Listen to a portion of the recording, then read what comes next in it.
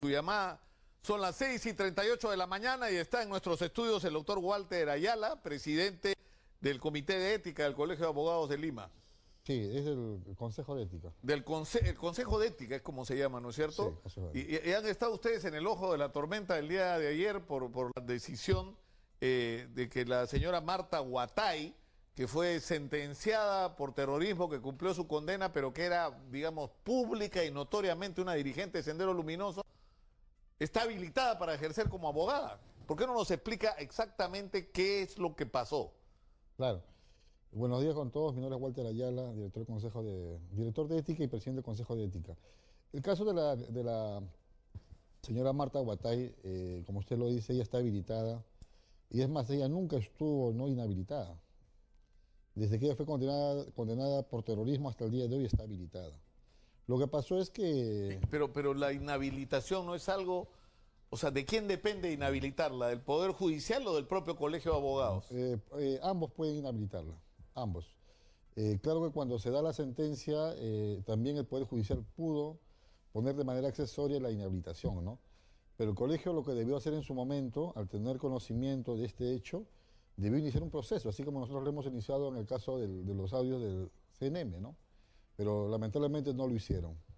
Así han pasado los años, nosotros como gestión recién hemos ingresado este año, en enero de este año, y hemos comenzado a revisar muchos casos, entre ellos caso Orellana, por ejemplo, que estaba archivado, le hemos desarchivado y hemos emitido una medida cautelar de oficio. Claro, porque se armó también un pequeño escándalo cuando se descubrió que Orellana estaba brindando servicios de asesoría en el penal. Claro. Pero lo hacía porque estaba habilitado, ¿no es cierto? Si no, Claro. no hubiera podido hacerlo. Claro.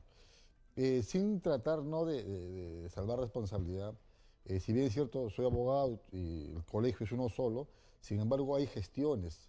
Hay personas que llegan a la gestión y no hacen nada, ¿no? Y esas son las consecuencias. Nosotros hemos ingresado en enero de este año, desde que hemos ingresado, al ver casos que a mí como director, ¿no? que me compete ese ámbito, al ver casos que están archivados, yo dentro de mis facultades yo lo he desarchivado y lo llevo a la Junta Directiva y se ha aprobado, ¿no? nuevamente continuar con el trámite. Y también de oficio, porque nadie tampoco lo pidió, Claro, yo hice la ponencia y la medida cautelar. Claro, porque eso es bien importante de señalar. O sea, no es necesario que alguien venga y denuncie, ¿no es cierto? Sino la propia información a la que tienen acceso todas las personas puede ser suficiente elemento para que de oficio la Comisión de Ética del Colegio de Abogados intervenga. Pero en el caso de Marta Huatay, ¿qué es lo que ha ocurrido? Porque esto ha provocado una discusión, una votación y se ha reafirmado que ella tiene derecho a seguir ejerciendo como abogada. Sí.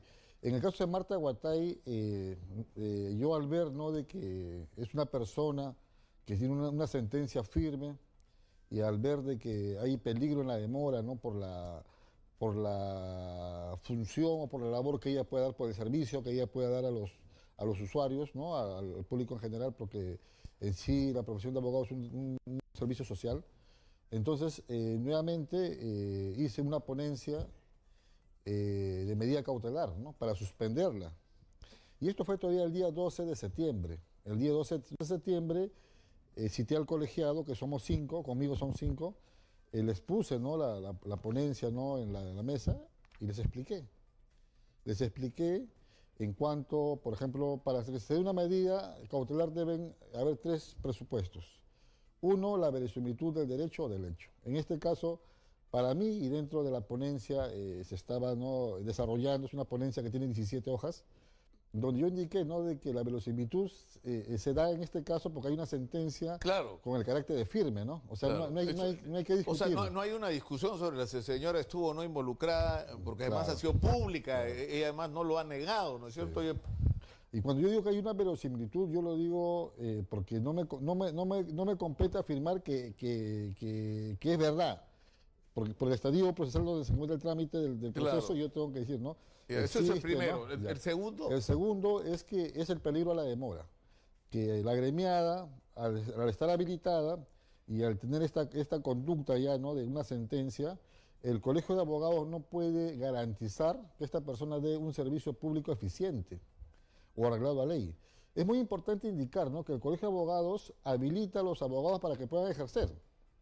Es como que yo le doy a una persona un arma para que pueda portar su arma. Entonces nosotros como Colegio de Abogados somos los responsables de la conducta. Claro, por eso. O sea, usted parte de que así como se ha acreditado que tiene una sentencia por terrorismo, precisamente por esta sentencia, la conclusión es si esto, desde la perspectiva de la ética del ejercicio del derecho, no garantiza un buen servicio a futuro. Y el tercer punto. Y el tercer punto es que la medida sea la adecuada. Y para mí especialmente, digo que sí es la adecuada, porque por las imputaciones graves que ella tiene, se presume, también yo tengo que hablar siempre en condicional, porque si no puede decir que estoy dando opinión, se presume que ella va a ser sancionada. Entonces lo que simplemente se está haciendo pero era perdió usted la votación. Yo cumplí, así como también yo lo hice, la ponencia en el caso de Orellana, y salió por mayoría, porque hubieron 2 directivos que no votaron, 2 consejeros que no votaron. En este caso también de Marta Huatay, yo puse ¿Pero la qué es lo ponencia. que se dice? Que ella ya cumplió su sentencia y como nunca fue inhabilitada, no ha recuperado su derecho, digamos. Mire, porque se supone que cuando uno cumple su sentencia, digamos, desde el punto de vista formal, ¿no es cierto? Ya. Cumpliste tu sentencia, ya no tienes deuda con la sociedad. Bueno, en ese punto inclusive yo desarrollaría una teoría que no han tenido en cuenta, ¿no? La anterior gestión, porque quedó fundada una prescripción. Es que hay que aclarar un punto. Cuando la Procuraduría Antiterrorista presenta la queja, lo presenta y hace 2 denuncias. Una denuncia por el caso de terrorismo, porque dice que ella, siendo abogada, ha estado, ¿no?, en el Grupo de Socorro Popular, ¿no?, del Grupo Sendero Luminoso. Este es un punto de la denuncia. Y otro punto es que ella, estando detenida ya en el penal de Chayapalca, ella vende un inmueble. Y lo vende con el fin, lo vende maliciosamente, eso dice el procurador, con el fin para evitar el pago de la reparación. Para evitar el pago de la reparación civil, que son de más de 2 millones de soles. Entonces, en el primer extremo del tema de terrorismo, presentan una sección de prescripción y el Consejo de Ética de ese momento, estamos hablando de la gestión anterior, declara fundada la sección y lo manda al archivo, pero el procurador apela y eso está en apelación ante el Tribunal de Honor. Claro, pero en términos prácticos, en este momento Marta Huatay puede representar a personas, puede ir a juzgados, puede ir a... O sea, está totalmente habilitada para ejercer como abogada. Técnicamente sí, pues como le dije, no, se presentó la medida cautelar y la medida cautelar no progresó.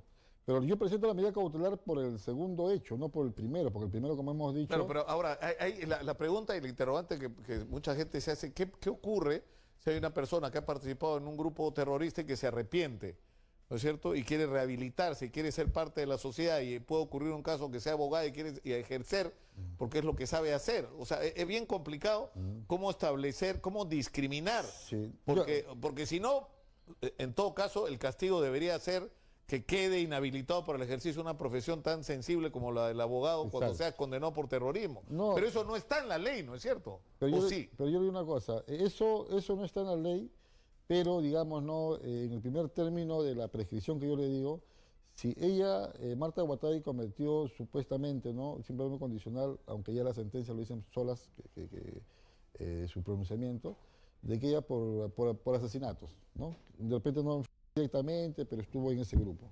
Entonces ahí la participación inmediata y la participación inmediata, ¿no?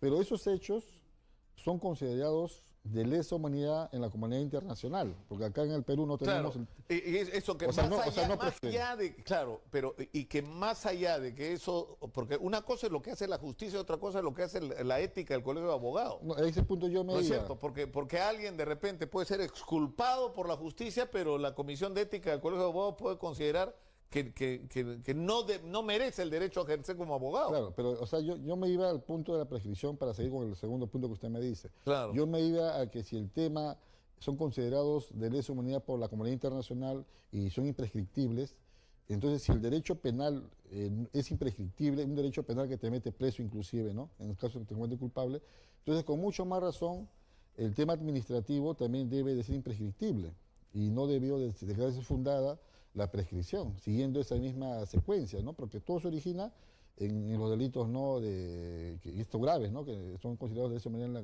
Ahora, el segundo punto de lo que yo me digo, es necesario tener en cuenta un punto. El Colegio de Abogados de Lima alberga 76.000 agremiados.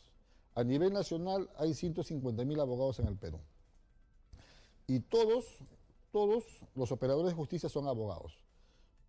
Son abogados los jueces, los fiscales, los miembros del Tribunal Constitucional, el defensor del pueblo, el ministro de Justicia, todos son abogados. ¿Y qué tiene la diferencia ser abogado con ser de repente odontólogo o ser médico? Es que un mal juez o un mal funcionario o un mal abogado puede manipular las leyes. Entonces, como usted lo dijo hace un momento, es una profesión muy sensible.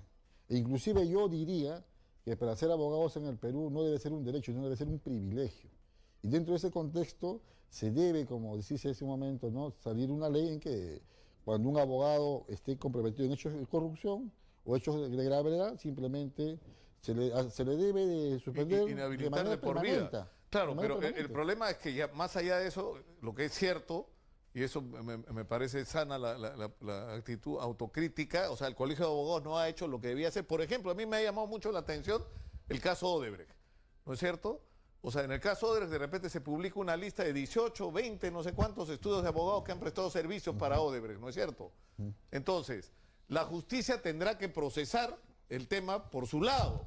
¿Qué funciones cumplieron? Si participaron estos abogados en la comisión de delitos, si fueron cómplices, ¿no es cierto? En el manejo, por ejemplo, de los arbitrajes o en la elaboración de contratos que contenían trampas y suponían un perjuicio para el Estado. Pero otra cosa es lo que tiene que hacer el Colegio de Abogados, porque el Colegio de Abogados debería estar obligado a evaluar la conducta de estos estudios involucrados en el más grande escándalo de corrupción. Entonces, le doy el caso, el estudio Rubio leía Norman, ¿no es cierto? Sí. O sea, contrataba y daba servicios, ¿y a qué servicios daba? ¿Qué abogados estaban implicados? ¿No es cierto? O sea, pero no hay nada, o sea, no se ha abierto ni un expediente sobre el tema. Justamente... O sea, la noticia pasó así, es decir, hay abogados metidos en el caso Odebrecht y el Colegio de Abogados miró para el techo, ¿no? Es que, ¿O era porque eran los estudios de abogados más poderosos del país? Es que ¿sabe cuál es la realidad de las cosas? Que debe salir una ley marco para los colegios de abogados. Yo le digo una cosa, a nivel nacional somos más de 150.000 abogados, como abogados. Miremos a la Policía Nacional, ellos pues, están por ahí también. Y usted sabe, el Consejo de Ética, ¿cuántas personas tienen trabajando? Tienen trabajando más o menos 4 personas. 4 personas nada más tienen. El director, que ellos paran mantener todo el día, y hay 4 consejeros que vienen no por horas, porque ellos reciben una dieta, si ellos tienen su trabajo normal. Y reciben una dieta por las sesiones en las que participan. Y vienen un rato y firman y se van. Pero o sea, si nosotros vemos, no hay un trabajo, para mí, serio, comprometido, y imagínense aún, ¿no? Si son 4 personas para 150.000 o 76.000 abogados que son en Lima, prácticamente un saludo a la bandera. Entonces esto se debe de cambiar. Si realmente se quiere controlar, hay que abrir oficinas, si es posible, distritales, no sé, ¿no? O de repente, no sé, no, repotenciar los consejos de ética. Claro, porque cuando discutimos de la red de corrupción, no solamente hay que mirarlo cuando se habla de los abogados, en el hecho de que los jueces y fiscales que participan en hechos de impunidad, por ejemplo el caso de los cuellos blancos, de que son abogados, sino que además, es decir, en todo el sistema de corrupción, o sea, se ha denunciado, por ejemplo, un hecho como este. Hay personas que son detenidas por casos de narcotráfico, porque ahí empieza la historia de los cuellos blancos. Sí, en el Callao se detecta una organización de narcotraficantes, de extorsionadores y demás. Y descubren que tienen un brazo legal. ¿Qué es lo que hace este brazo legal? Es cambiar, por ejemplo, prisiones preventivas por comparecencia para que puedan fugar los delincuentes. Y en algunos casos han sido detenidos con 1.000 kilos de clorhidrato de cocaína, unos casos escandalosos. El problema es que los articuladores son abogados. Es decir, el que pone en contacto al delincuente que quiere ¿no es cierto?, una transacción de esta naturaleza, y el juez o el vocal que resuelve, hay un abogado, ¿no? Y eso obligaría a que el Colegio de Abogados esté muy vigilante sobre esto, ¿no? Y sacar del Colegio de Abogados a toda esta gente. Porque eso va más allá del derecho del ejercicio de la defensa, ¿no? Claro, o sea, lo que yo digo es que en el Colegio de Abogados falta, digamos, no que se incorporen, digamos, más oficinas de control. 4 personas o 5 personas no pueden controlar 76.000 abogados, eso es algo imposible. Dentro de nuestras limitaciones estamos nosotros no viendo uno que otro caso. Y ojo, mire, que ahorita en el Colegio de Abogados no hay muchos casos tampoco, ¿eh? O sea, si nosotros vemos en este año, haber ingresado como 400 denuncias. Pero si nosotros de repente salimos al campo... Claro, actuar de oficio, habrán 2.000, 3.000 denuncias y yo por creo ahí que se queda corto. Pero yo le agradezco mucho al doctor Walter Aliaga, director de Ética Profesional del Colegio de Abogados de Lima, por estar con nosotros esta mañana. Sí. Y nos vamos ahora... quería decir un punto para poder retirarme. Sí. Lo que yo pido al Congreso es que nosotros vamos a presentar una ley marco del abogado, y que hoy más que nunca es necesario que el Colegio de Abogados de Lima cuente con un marco legal actualizado, porque la norma que regula el Colegio de Abogados es del año 1910, o sea, de hace más de cuántos años, más de 118 años. Está clarísimo. Hoy vamos ya al Congreso y pedimos que el Congreso cumpla también con su función de legislar. Muchas gracias una vez más al doctor Walter Ayala. Nos vamos ahora hay una tremenda crisis generada por el paro de los cafetaleros.